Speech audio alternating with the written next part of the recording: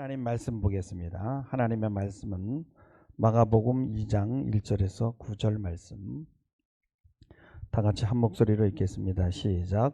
수일 후에 예수께서 다시 가버나움에 들어가시니 집에 계시다는 소문이 들린지라 많은 사람이 모여서 문 앞까지 들어설 자리가 없게 되었는데 예수께서 그들에게 도를 말씀하시더니 사람들이 한 중풍병자를 4사람에게 메어 가지고 예수께로 올세 무리들 때문에 예수께 데려갈 수 없으므로 그 계신 곳에 지붕을 뜯어 구멍을 내고 중풍병자가 누운 상을 달아내리니 예수께서 그들의 믿음을 보시고 중풍병자에게 이르시되 작은 자야 네 죄사함을 받았느니라 하시니 어떤 서기관들이 거기 앉아서 마음에 생각하기를 이 사람이 어찌 이렇게 말하는가 신성모독이로다.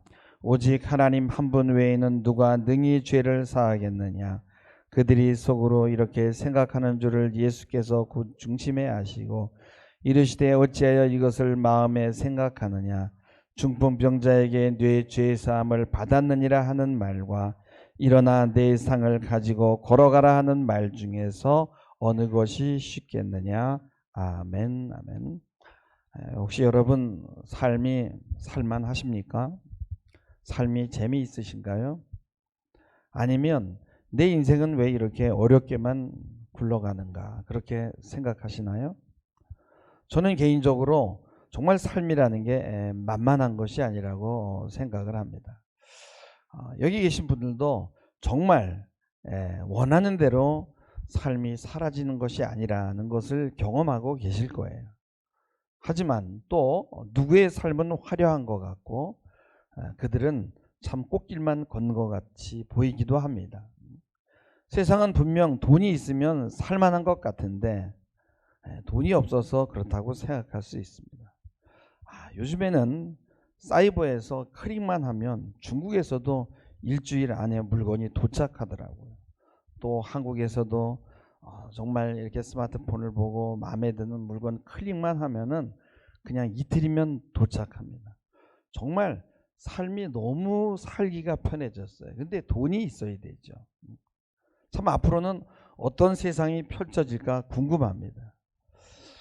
그런데도 말로 설명할 수 없지만 뭔가가 여러분 이상하지 않습니까? 새벽 벽두부터 일본에서는 지진이 일어나서 아뷰 규환이고요. 이념 전쟁으로 폭탄을 몸에 두른 자살 폭탄 테러들이 일어나고 나라와 민족들 간의 전쟁으로 포화가 그치지 않습니다. 여기저기서 일어나는 기후변화를 보면서 말세의 징조를 보기도 합니다. 스웨덴인가 어딘가에서는 영하 47도까지 내려갔다 그래요. 밖으로 나돌아 다닐 수 없는 기온입니다. 문명이 이렇게 발달했는데도 우리는 그것들이 통제가 되지 않고요. 우리의 삶은 여전히 쉽지 않습니다. 그만큼 우리 인간의 삶이라는 것, 또 인간이라는 그 자체가 너무 복잡하게 짐을 받았어요. 저는 그런 생각을 합니다.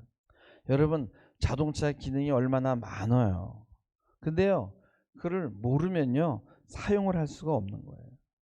제가 사모가 없을 때 이 전기밥솥에 밥을 하는데 이 전기밥솥도 점점 지능이 올라가 가지고요. 굉장히 복잡한 거예요. 너무 옵션이 많아요. 뭐 누르면 뭘 선택하겠습니까? 또 누르면 뭐 급하게 하겠습니까? 빨리 하겠습니까? 뭐 차진 밥을 하겠습니까? 된 밥을 하겠습니까? 막 짜증이 납니다. 묻는 게 너무 많아. 그래 뭘 잘못 눌러가지고 그래 충분하게 좀 시간을 많이 들여서 밥을 좀 맛있게 하자고 했는데 뭐 퍽퍽 소리만 나더니 나중에 밥이 나왔는데 완전히 꼬두밥이 나와가지고 먹지 못할 밥이 나오는 거예요. 매뉴얼을 자세히 보지 않으면 밥솥도 사용을 못합니다. 여러분, 기계가 그런데 하물며 인간은 얼마나 여러분 정교하고 복잡하게 만들어졌겠어요. 하나님이 그렇게 만드는 것입니다. 인간은 육과 정신과 영이 유기적으로 이렇게 연결되게 만들었어요. 어느 한 영역에서만 살 수가 없어요. 영과 육, 정신 어느 거 하나만 우위에 놓아도 조화가 깨지고 우리 인간은 생명을 멸시하는 존재가 되고 마는 거예요. 누구는 육을 멸시하고요. 누구는 또 정신을 멸시합니다. 또 누구는 영을 멸시해요. 그래서 쉽지가 않습니다. 하나님은 매뉴얼을 주셨어요. 근데 우리는 그걸 안 보는 거예요. 대충 감으로 다 안다고 생각해요. 성경은 이 성경이라는 이 매뉴얼대로 우리가 살지 않으면은 성경은 우리는 망할 수밖에 없다고 말합니다. 그렇게 되면 우리 인간이라는 기계가 병이 드는 거예요. 물론 이 성경이라는 매뉴얼을 읽는 것도 쉽지가 않아요. 어떤 사람은 이것을 육적으로만 보려고 그러고 어떤 사람은 이것을 정신적인 것을만 보아서 상징으로 해석하고 또 어떤 사람은 성경을 너무 영적인 것만 해석해서 막 이단을 만들어냅니다.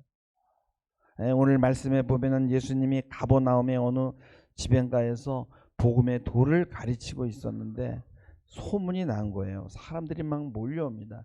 예수님이 손을 대면 병자들이 나니까. 그래서 이 중풍병자를 친구 4명이 데리고 왔어요. 사람들이 너무 많아서 주님의 말씀을 듣고 있는 중이었기 때문에 뚫고 들어갈 수가 없었어요.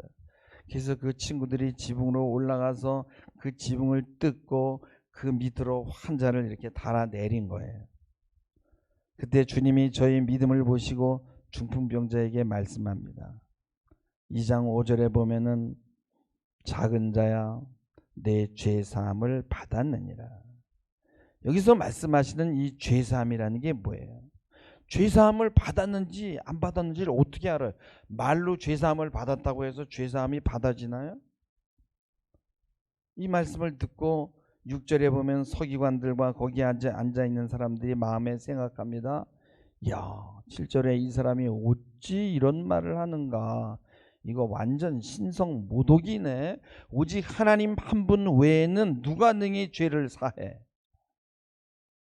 그래서 예수님이 그들이 속으로 그렇게 생각하는 줄을 아시고 중심에 아시고 이르시되 8절에 어째 이것을 마음에 생각하느냐.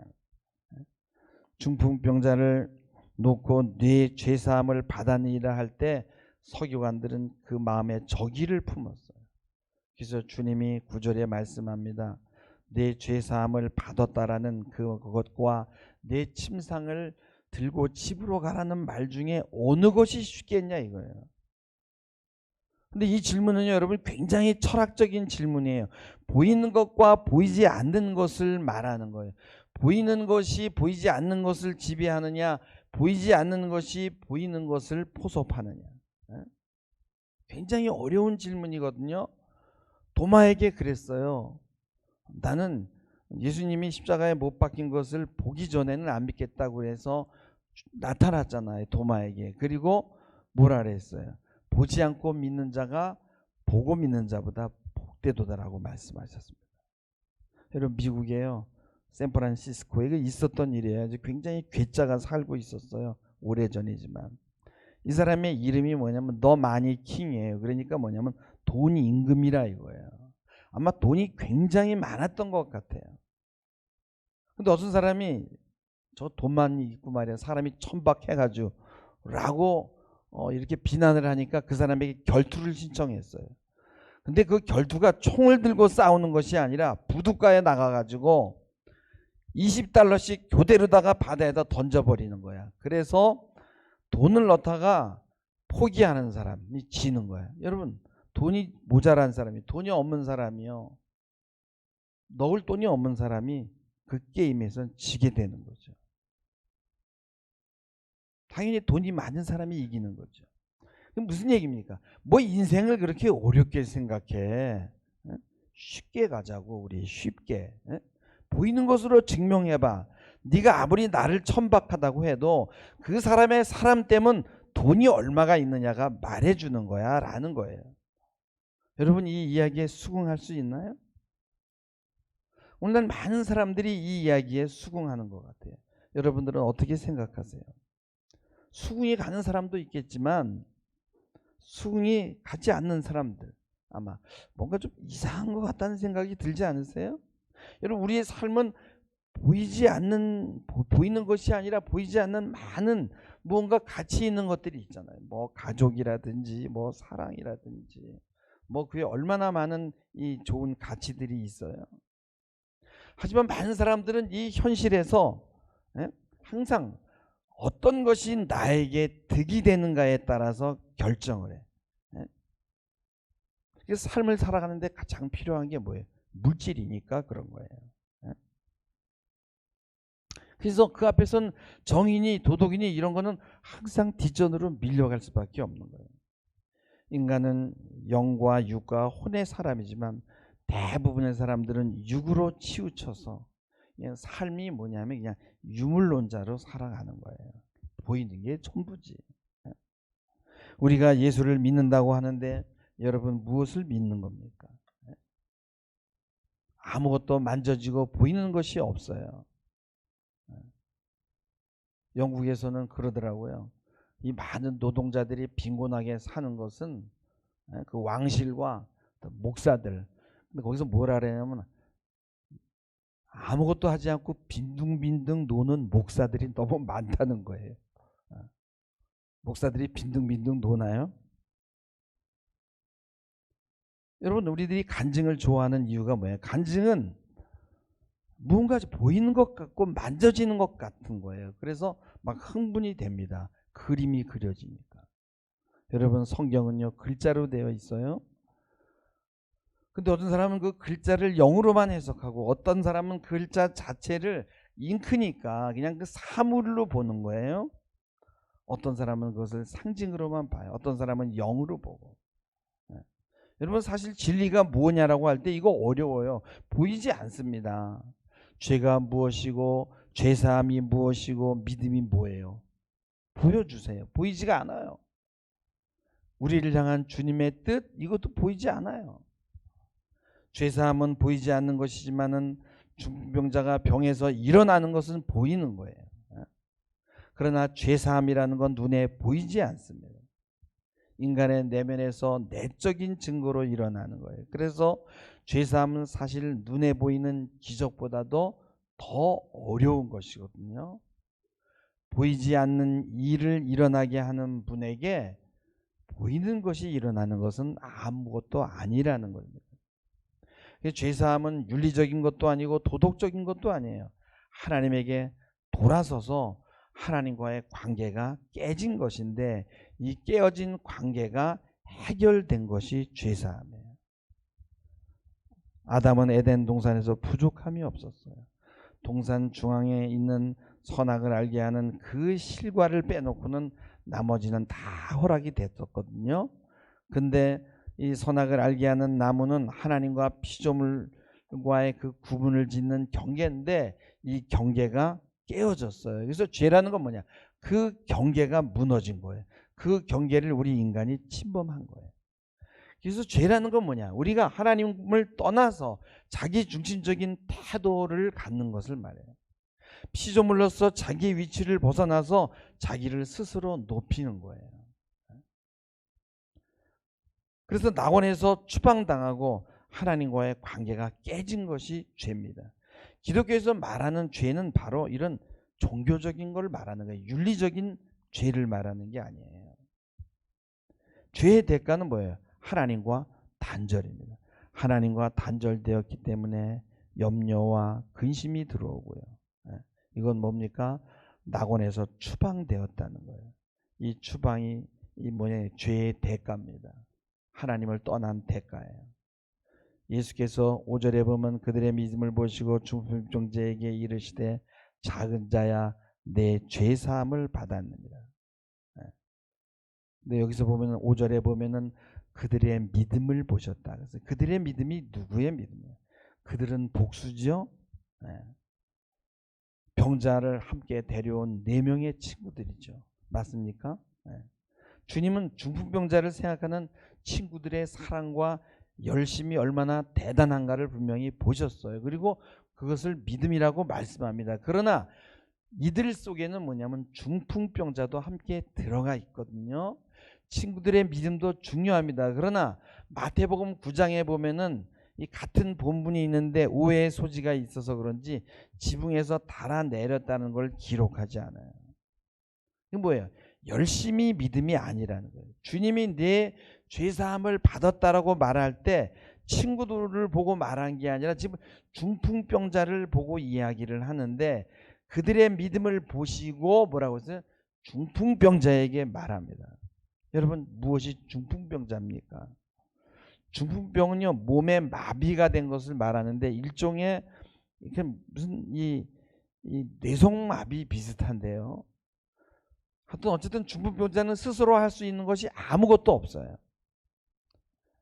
이 몸의 유기적인 시스템이 고장이 났는데 이 뭐 뇌가 터졌다라고 얘기했는데 뇌만 고장 난 게 아니라 이 뇌가 명령하면 팔다리가 움직여야 되는데 이 유기적인 관계가 깨진 거거든요. 영과 정신과 육이 유기적으로 움직여야 되는데 이 흐름이 고장나다 보니까 막 서로 따로따로 노는 거예요. 생각으로는 불안과 근심과 염려를 하고 몸은 스트레스를 받아서 뼈와 근육이 상하고 연결고리에 이상이 생겼어요.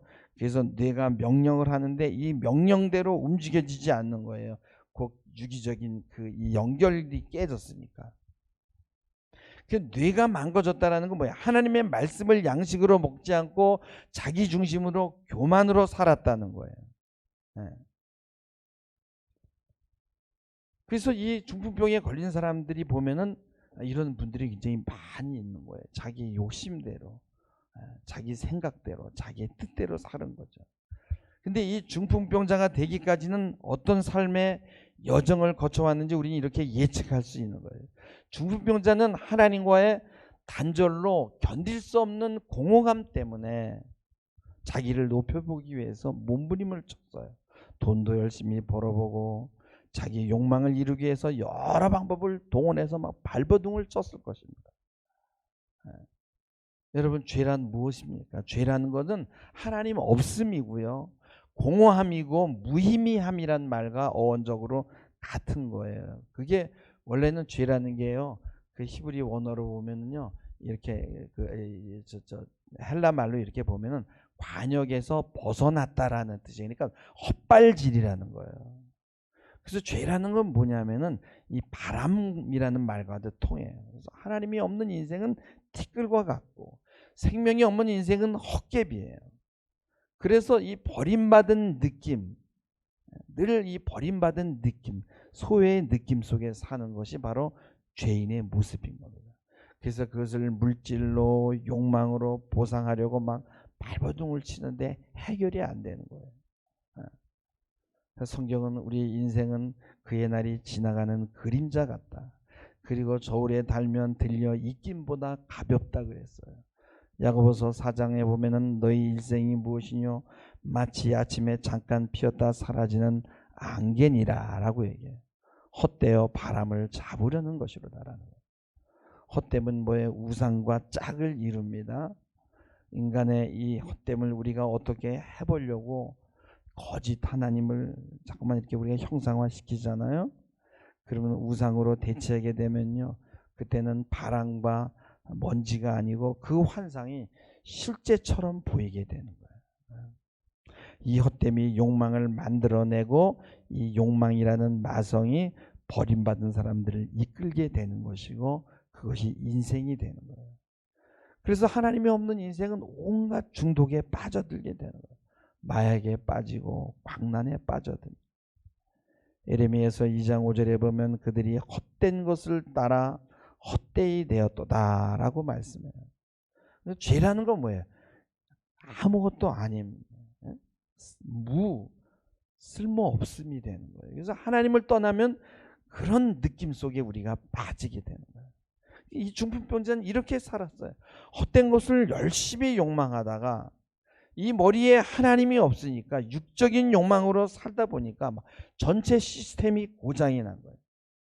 머리에 잘못된 정보를 집어넣고 독을 집어넣으니까 이 독이 팔과 다리와 오장육부에 전이 되고 몸이 마비된 거예요. 주님의 눈으로 볼 때는 이 중풍병자에게 가장 시급하고 근원적인 것은 하나님과의 관계가 먼저 회복되는 거예요. 이것이 바로 죄사함이에요. 죄사함이라는 건 내 삶에, 내 정신에, 내 몸에 하나님이 들어오는 거예요. 그래서 우리가 주님에게 돌아서는 거예요. 지금까지 살아왔던 방식에서 돌아서는 거예요. 그것만이 중풍병자를 근원적으로 치료하는 것이거든요. 중풍병자는 스스로 주님에게 올 수 없었어요.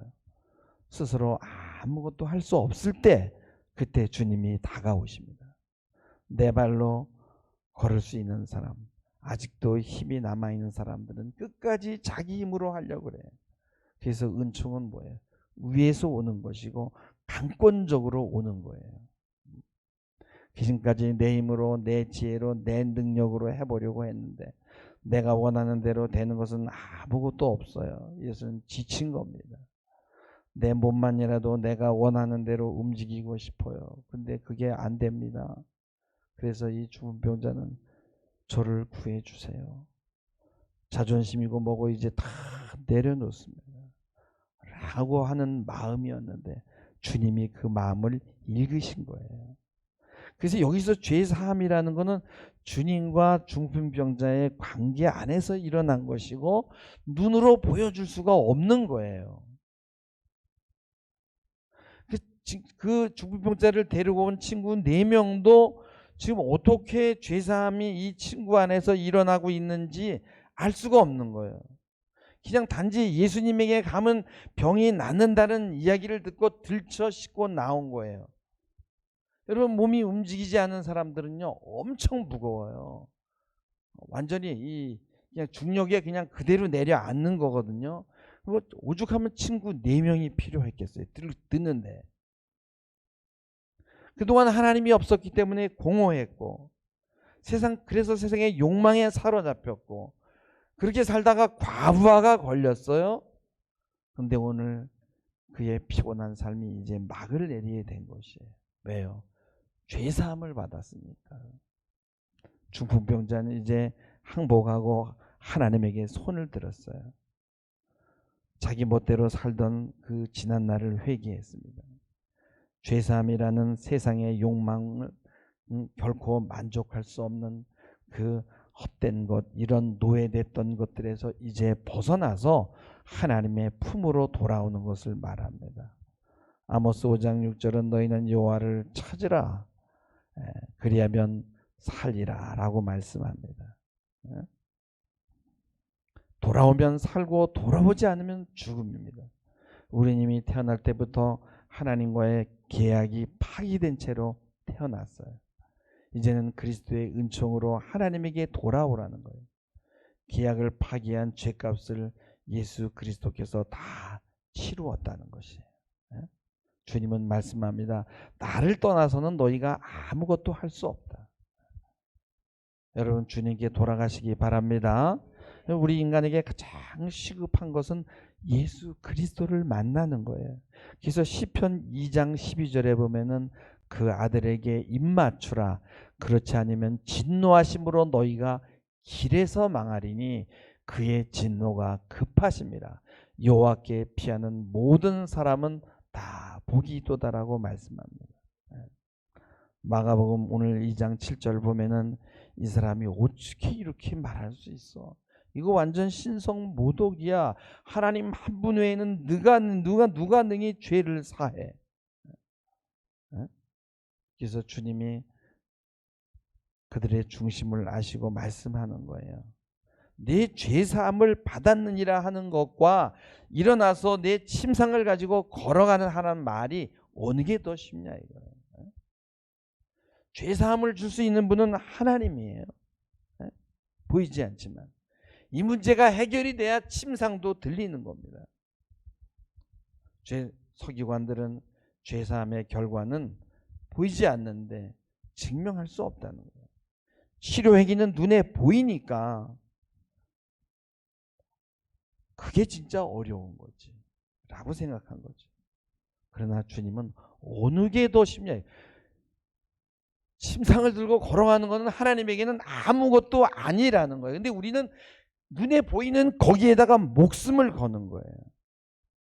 내 죄사함을 받았다라고 말하는 분은 내 침상을 들고 걸어가라 하는 것은 아무것도 아니라는 거예요. 서기관들은 무엇이 구원인지를 몰랐어요. 죄사함이 무엇이라는 말 뜻도 몰랐어요. 그들은 하나님과 가까이 있다고 생각했지만 멀리 있었어요. 여러분, 우리 인간의 가장 근원적인 병은 뭐예요? 공허감. 이것의 근본적 치료는 하나님에게 돌아가는 것이고, 이것이 여러분 죄사함임을 깨닫기 바랍니다. 죄사함을 받는 것은 병고침을 받는 것, 그보다 더 깊은 뿌리에 있는 거예요. 더 근본적인 거예요. 지금 우리가 당한 모든 문제는요, 하나님을 떠난 결과라는 생각을 하시기 바랍니다. 하나님에게 돌아가는 것이 가장 급한 거예요. 하나님을 떠난 사람들은 영과 육과 정신이 서로 분리가 됩니다. 학자들은 정신이 중요하고, 경제인들은 육체가 중요하고, 이단은 영이 중요합니다. 그러나 여러분이 이 세 가지는 서로 유기적으로 연결되어 있고, 이것이 바로 생명이고 그것이 건강한 기독교인 것입니다. 여러분, 우리에게 가장 그럼에도 불구하고 시급한 것이 죄사함임을 믿으시기 바랍니다. 하나님에게 돌아가는 거예요. 날마다 하나님 앞에 서는 거예요. 하나님에게 돌아가는 것은 내적인 거예요. 내적인 거. 몸은 교회에 와 있지만 마음은 아닐 수 있잖아요. 이거는 보이지 않는 거예요. 하나님만 보는 거예요. 보이지 않는 것이 여러분, 보이지 않는 것, 보이는 것을 만듭니다. 보이는 것들이 환상인지 실제인지를 여러분 늘 생각하시기 바라요. 죄사함의 능력을 모르는 자는 어쩌면 헛개비와 바람과 안개와 신기루를 쫓는 것일 수 있어요. 우리 그런 거 많이 보잖아요. 얼마나 화려해요. 얼마나 멋있어요. 얼마나 부러워요. 그런데 한순간에 내려앉지 않습니까? 여러분, 죄사함의 능력이 날마다 여러분의 삶 가운데 나타나기를 주님의 이름으로 부탁드리고 축복하며 말씀을 맺겠습니다. 기도하시겠습니다. 주님, 우리가 받은 죄사함의 은총이 무엇인지 몰라서 아직도 세상을 기웃거리고 있습니까? 하나님이여, 방황치 않게 하시고 구원의 은총이 주는 평안과 기쁨 가운데 주님과 함께 머무는 삶을 살게 하옵소서. 감사하며 예수님의 이름으로 기도하옵나이다. 아멘.